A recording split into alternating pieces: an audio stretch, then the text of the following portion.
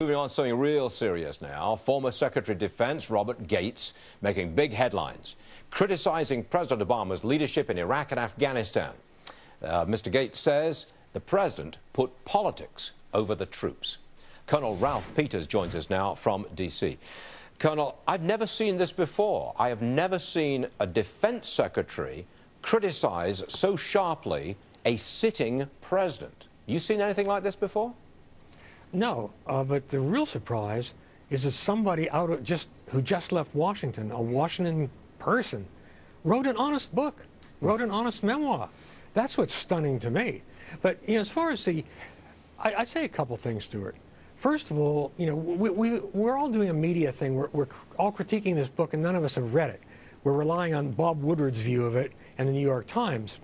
But from what we do know now, frankly, I don't see a lot of surprises. I mean, are you surprised that Obama's commissars, who never served in the military themselves, too important, despise and disdain our military? Are you surprised that the president and Hillary Clinton opposed the surge in Iraq for purely political reasons? Are you surprised that Congress is hooting and hollering hypocrites? Yes, sir, yes. I am very surprised that this president or any president would play politics with the troops, put politics and votes ahead of the welfare of the men and women that he's sending, in some cases, to die in a foreign land. Yes, sir, I'm not such a cynic about Washington. I'm not such a cynic about President Obama that I expected any such thing. Yes, sir, I am surprised.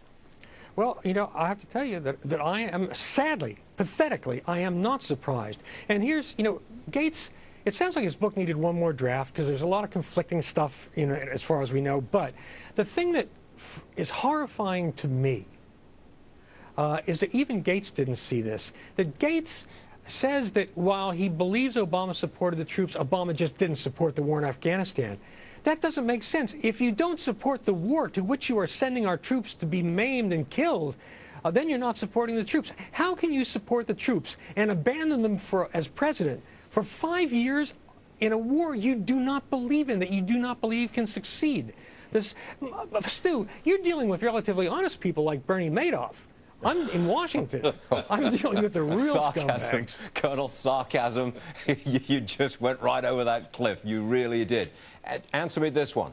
What is the morale of America's military people right now? Astonishingly good, because they're the best Americans. They're brave. They're solid. But they are tired.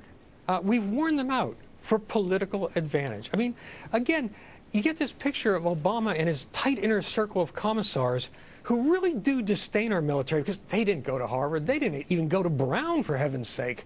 They're not serious people, so you can sacrifice their lives. But when it comes time for somebody like Samantha Power or Susan Rice to rescue a population hostile to America, then it's okay to use our military.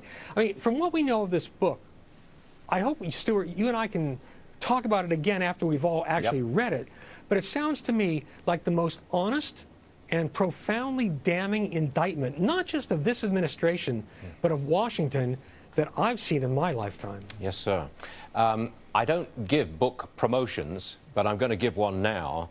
Colonel, you wrote a magnificent book called Hell or Richmond. I read it cover to cover. I think it's the best historical novel based on the Civil War that I have ever read. It's a terrific book, and I would recommend it to all our viewers. Congratulations, Colonel. Good stuff. Thank you so much, Stu. Will you please send me a free copy of your next book? Okay, got it. Right. The next one is called 50 Shades of Blue and Gray. Oh, I want it. All right, thank you very much indeed, Colonel. It was always a pleasure. Thank you, sir.